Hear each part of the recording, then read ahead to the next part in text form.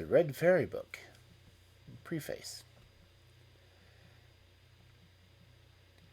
In a second gleaning of the fields of fairyland, we cannot expect to find a second Perrault.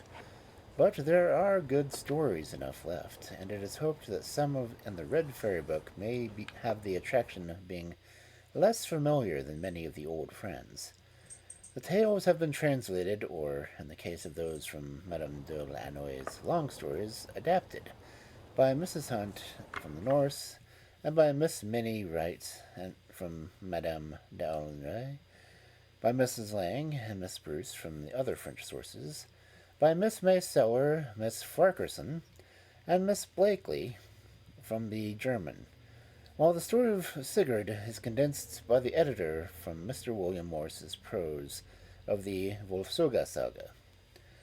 The editor has to thank his friend M. Charles Morales for permission to reproduce his versions of the Pied Piper of Drakestall and of Little Golden Hood from the French, and M. Henry Carnoy for the same privilege in regard to The Six Sillies from La Tradition.